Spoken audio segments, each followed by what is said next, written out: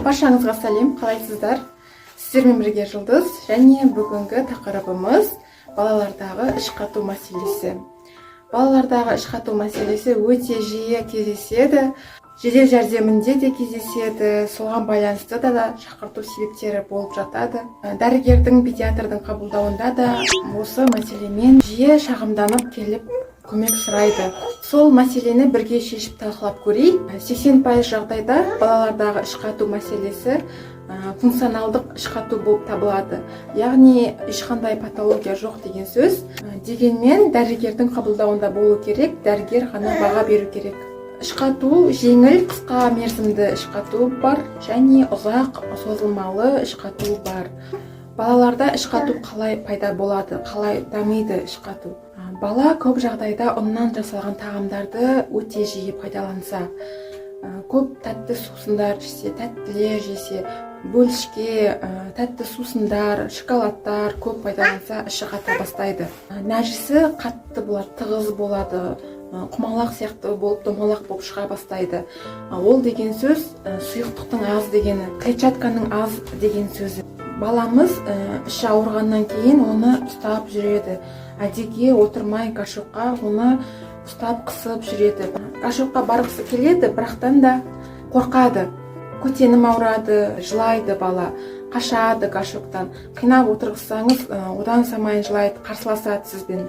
Соңғы рет барған отырысында, яғни балада ауру сезімі болды деген сөз. Сол үшін ол бала қашады, гашокқа отырудан қашады. Артқы өтісінде сызат түссе қорқады, немесе қан пайда болса, нәжісінде қанды көрсе қорқады бала, қашқақтайды.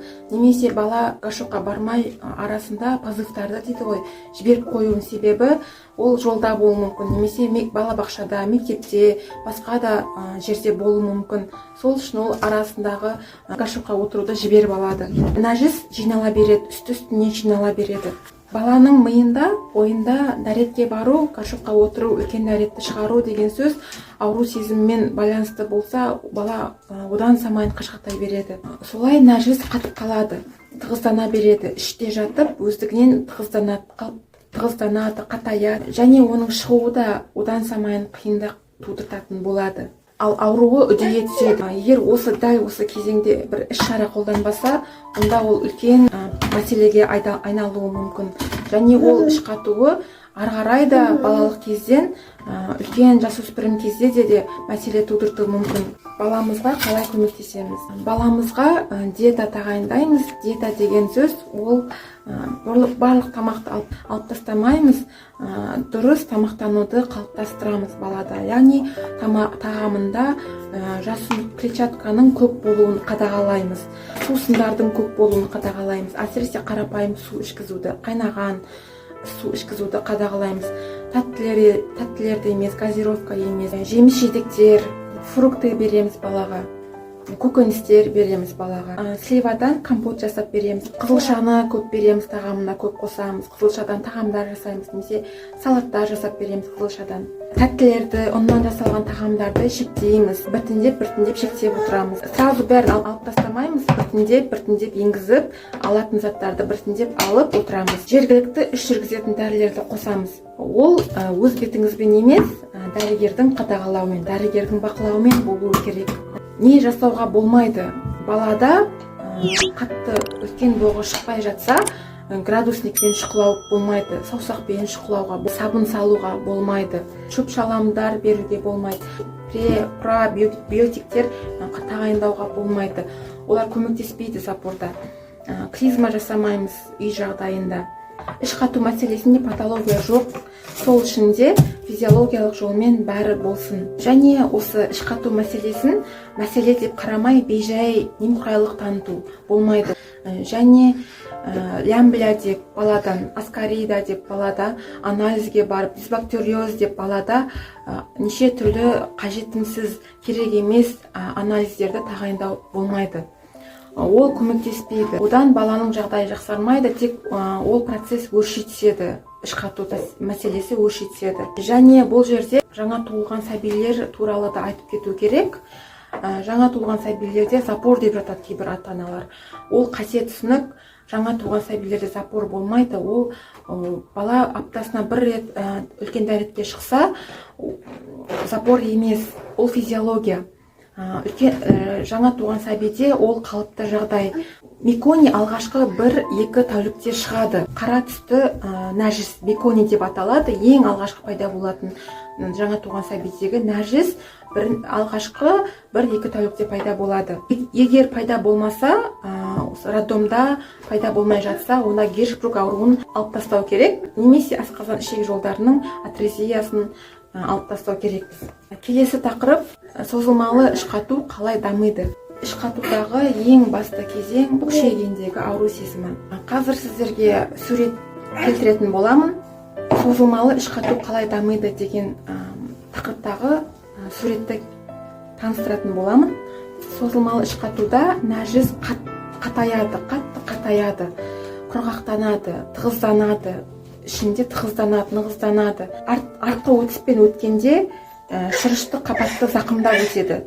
Және сол артқы өтісте микросызаттар пайда болады. Бала ауру сезімін сезінеді. Және әр кезде гашуққа отырған кезде бала ауырсынады. Гашуққа барғысы келсе, отырғысы келсе, ұстап қалады, өзінде ұстап қалады, шығармайды. Өйткені бала ойында қалыптасып қойған ғой. Соңғы кезде отырған есіне түседі да, бала қашады, ол процестен қашады. Қорқады, ауру сезімді сезінгісі келмейді. Ал ішіндегі нәжіс болса қатая түседі. Қатаяды, ал келесі барған кезде ол одан самайын ауру сезімін туындатады. Осыдан бітпейтін айналым, круг пайда болады. Баланың ішегі жаңағы нәжіспен толған түйіршіктен толып қалады, ол созылады. Ол да бұлшық еттен жаралған ғой, ол да созылады. Солай нәжіспен бітелу пайда болады. Бұлшық ет тонусы төмендейді, артқы өтісі де созылуы мүмкін. Сол кезде жаңа нәжістік масса үстінен түседі ғой. Үстінен түседі, ескісі жатады. Қазір суретте көрсететін боламын. Жаңағы қатты нәжістің үстінен жаңа нәжіс пайда болады. Жаңа нәжіс ол сұйық болуы мүмкін. Ол қабырға арқылы өтеді, жаңағы қатты ескі нәжісті айналып түседі, қабырғадан түседі. Және баланың іш киімін бүлдіріп қою мүмкін. Нәжісті ұстай алмау осыдан пайда болады. Ата-аналар бұл жағдайды іш өтумен, диареямен шатастыруы мүмкін. Бітпейтін айналымды, таусылмайтын айналымды, кругты қалай тоқтатса болады. Іш жүргізетін дәрілер тағайындайды дәрігер. Ол 1-2 күнге емес, ұзақ уақытқа, 2 ай, немесе 3 ай, 4 ай, баланың жағдайына байланысты. Ол жерде тәуелділік тудырмайтын дәрілерді қосады дәрігер. 4 фазадан тұрады дәрі тағайындау фазасы. Бірінші фаза, біз нәжістің массасын, консистенциясын диареядағы сияқты нәжістің консистенциясын алуымыз керекпіз. Бұл Бристоль деген шкала бар, сол шкалаға салып салыстыратын боламыз. Сол шкаладағы 5-6 типтегі нәжістің консистенциясын аламыз. Ол суретте көрсетілген, қазір көрсетемін. Доза жеке таңдалады. Және ол доза жаймендеп күшейтіледі, көбейтіледі, ұлғайтылады. Екінші фаза, емдік доза ұзақ уақыт бойы қолданылады. Бұл жерде емдік дозаны қолданамыз. Бұл жерде ұзақ уақыт бойы емдейміз. 2 айдан 1 жылға, 12 айға. Бұл уақытта балада жұмсақ үлкен дәрет фонында туалетке шығу ауру сезімі ассоциациясы бұзылады. Бұрындағы сызаттары жазыла бастайды. Тонусы қалпына келе бастайды. Тікшек нәжістік түйіршіктерден, нәжістік массадан босайды. Тамақтану процесі де, режимі де дұрыстала бастайды. Туалетке бару режимі де дұрыстала бастайды. Үшінші фаза, іш жүргізетін дәрілерді жаймендеп дозасын төмендете бастаймыз. 4-ші фаза бұл отмена, жою фазасы. Бұл жерде дәрілерді жоямыз, отмена қыламыз. Ішек жұмысына баға береміз. Ішек өз бетімен қалай жұмыс істейді дәріден кейін, соны қадағалайтын боламыз. Есте сақтайтын нюанстар. Емнің алдында тазалау клизмасын жүргіземіз.